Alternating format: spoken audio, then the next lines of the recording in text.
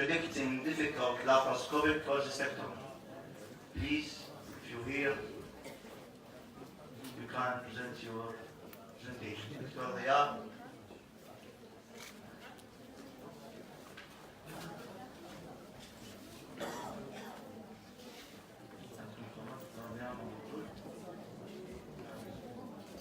Okay, we can shift to the next one. By Dr. Mohammed Hussein, endoscopic ultrasonography, guided fine needle aspiration. Dr. Mohammed Hussein, please, you can present your talk.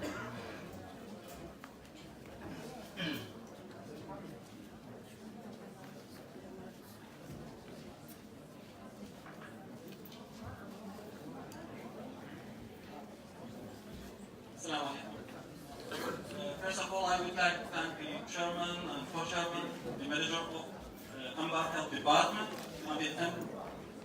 I would like to present my thesis of endoscopic ultrasound FNA for evaluation lesion and or adjacent to GIT, a single tertiary experience center. This thesis is done at the Kurdistan Center for Gastroenterology and Hepatology under supervision of my teacher, Dr. He was here before. He's a well-known figure, gastroenterologist in Iraq and nearby area. I am Dr. Mohammed Hussein, gastroenterologist and hepatologist, senior lecturer in College of Medicine, Fallujah University. We will start. Regarding the introduction, the endoscopic ultrasound is one of the new tools used in the gastroenterology. It is an advanced tool used for diagnosis and therapeutic intent. We use it for identification, usually used for identification of suspected malignancies by creating real-time image of the digestive tract and adjacent region. US guided FNA offer through linear endoscopy. We have two modalities of endoscopic ultrasound scope. We have linear and we have radial. Radial usually used for staging of malignancy. We can use linear for staging, but when we try to use FNA for diagnosis or therapeutic intents, we use linear one. This is a technical point. It will give us opportunity for sampling multiple sites, mediastinal, intra-abdominal, pancreatic lesion, under direct visualization. Since its initial introduction in the early 1990s, EOS-FNA has been used to obtain cytological material contributing to the prompt and accurate diagnosis of clinically suspected lesions. The diagnostic accuracy about 52 to 94%. But unfortunately, like any other modalities of tools, diagnostic or therapeutic, it has its own limitation. One of these limitations is highly variable, influenced by multiple variables such as needle core, needle size, number of passes, and experience of physician and the presence of the on-site cytopathologist. On-site cytopathologist is very important during doing EOS-FNA because it will give us idea about whether we have cells in our sample or not, and it will decrease the time, the number of the passes, and even the cost of the test. Unfortunately, many centers lack the on-site cytopathologist. Even in Kurdistan Center, we couldn't do that. Another limitation is inherent inadequacies of the cytology itself and absence of the tissue architecture. This related to the type of the tumor, like stromal and lymphoma, which need biopsy, not FNA for the diagnosis. They tried to overcome this problem by the presence of the EOS core biopsies by ProCore needle, but it is still under investigation. While EOS-FNA has been increasingly used as a valuable diagnostic modality for mass lesions, the majority of studies have collectively investigated primary pancreatic mediastinal lesion, including focal pancreatitis, pancreatic neuroendocrine tumor, and mediastinal lymphadenopathy, the accuracy of which has previously been presented in the form of meta-analysis. Aim of this study is to assess the feasibility and outcome of EOS-FNA from patients with GI masses discovered by either endoscopy or other imaging modalities. also to audit the EUSFNA practice in the Kurdistan Center Gastroenterology and Pathology as an example of developing country. This was a prospective study conducted at the Kurdistan Center from the Suleimani from the period from 1st of January 2016 to 31st of December 2016. Our inclusion criteria were all patients with suspected GI lesion discovered by endoscopy or other imaging modality referred to our Center for EUSFNA. Exclusion criteria, loss of the fellow. Unfortunately, sometimes we do the test, but the patient not return back with the result of the EUSFNA. So we will lose this patient. Inadequate sample for histopathology. We discovered that after doing the test, not during the test, as we say. This is the aim of the on-site histopathology. And sometimes patients refuse to participate. Sampling, we have 102 suspected GI tumor in patients referred to our center. Criteria was taken after informed consent. Data collection, we depend on collected through review of patients' file and fulfilling the preferred questioning.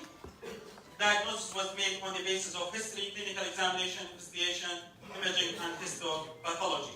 The interpretation of all these tests done by gastroenterologists and radiologists. It depends on the database in this center. In this center, we have highly qualified database. We depend on this test to review 4 years period from January 2013 to December 2016, and we can collect our data. Model of our device was Pentax and Hitachi, and done by gastroenterologists, and the review of the histopathology or FNA done by expert GI pathologists. The needle, which was used in the test, the size ranged from 19 to 25 gauge. The passes from 1 to 4 passes. All the biopsies and surgical specimens were fixed with formalin and alcohol to prepare for examination. The result, first, regarding the demographic characteristic of patients. The mean age of our patients, 57 plus minus 15. Most of our cases, 33%, lie in the age between 60 and 69, and 22.5 more than 70.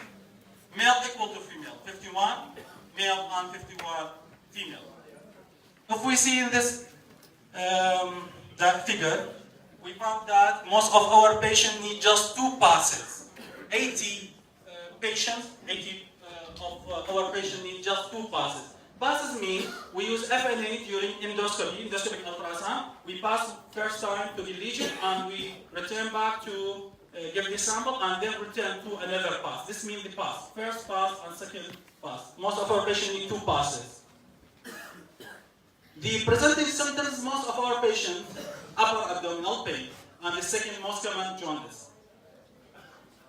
The result regarding the EUS characteristic was 51% of our patients suspected to have malignancy, and 49% no malignancy. While the result of the histopathology revealed that 45% of the sample was malignancy, and 54% no malignancy. So it is near the result of the histopathology, just by characteristic finding of the lesion. It depends on the EUS characteristic finding. If we see this table, we see that increasing age of our patient significantly associated with increased risk or incidence of malignancy. And male gender, it is associated with increased malignancy. So, increasing age and male gender, it is associated with increased risk of malignancy. The needle size, we say that 19 to 25. Most of our patients underwent the test by gauge 22. Needle passes 2, most of the patients. And the result, we say that 51% malignancy by EUS characteristic and 45% by the result of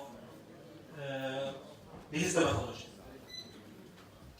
The present study, the validity was sensitivity 87%, specificity 70-80%, positive predictive value 76%, negative predictive value 88%. Overall accuracy 82%.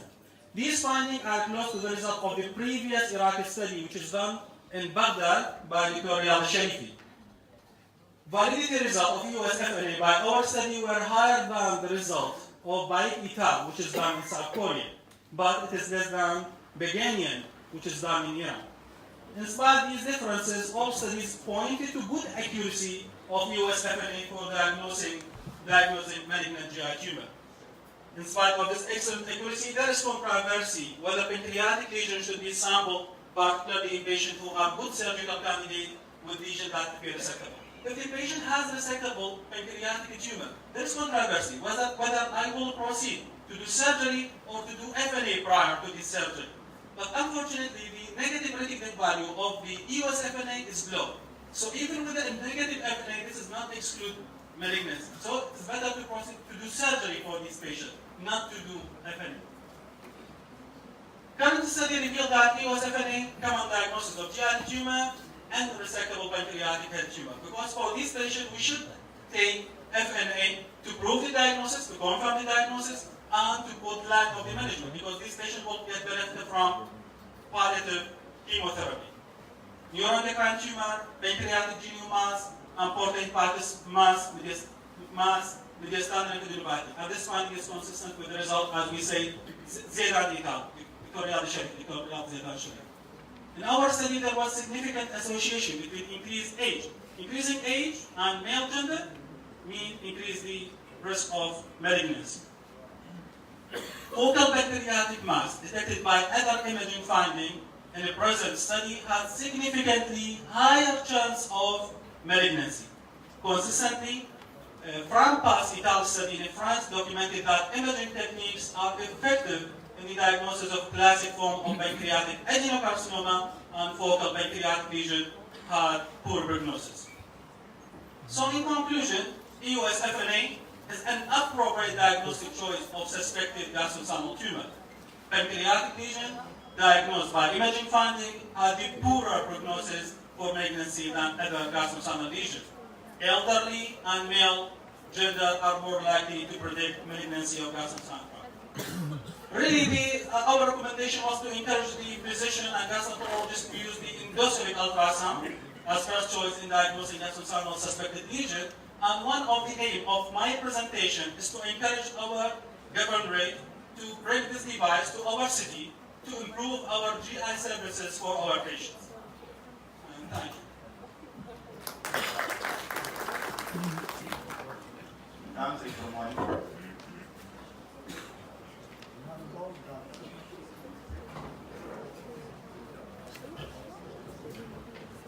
We have told that Dr. is coming sooner. Yes, you are present. So the last researcher in the first session here is Dr. Mujawid. We miss you, Dr. His article titled "Scoring System of Risk Factors Predicting Difficult Laparoscopic Cholecystectomy." Okay, can I start?